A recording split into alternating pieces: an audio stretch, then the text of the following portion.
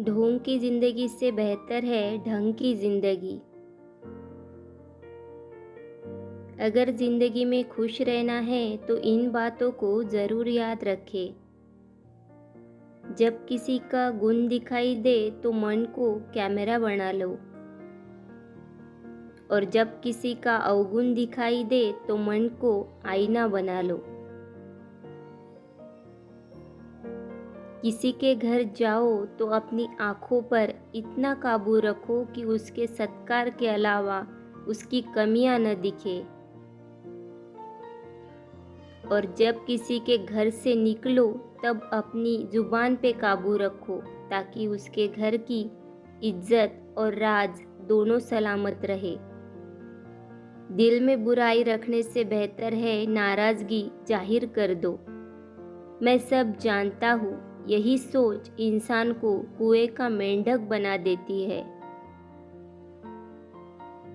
खुद का मान अगर चाहो तो औरों का भी मान रखो। कहने को अगर जीभ मिली है तो सुनने को भी कान रखो। इन बातों को गांठ बांध लो। जो पिता के पैर छूता है वो कभी गरीब नहीं होता है। जो माँ के पैरों को छूता है वो कभी बदनसीब नहीं होता है।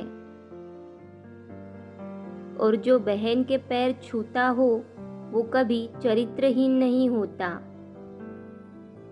जो गुरु के पैर छूता है उस जैसा कोई खुशनसीब नहीं होता।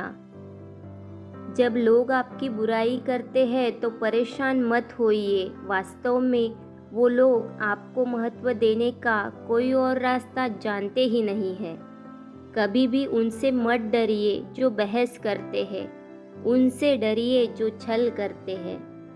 ये दो बातें अपने दिमाग में बैठा लो, एक तो चुप रहना और दूसरा माफ़ करना, क्योंकि चुप रहने से बेहतर कोई जवाब नहीं है और माफ़ करने से बड़ी कोई सज़ा नहीं है।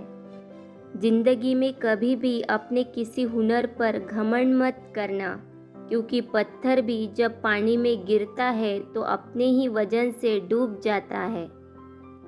जिंदगी में 3 लोगों को कभी मत भूलना, मुसीबत में साथ देने वाले को, मुसीबत में साथ छोड़ने वाले को और मुसीबत में डालने वाले को।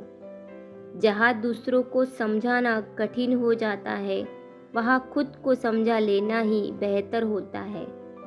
खुश रहने का एक ही मंत्र है, उम्मीद अपने आप से रखो, किसी और से नहीं।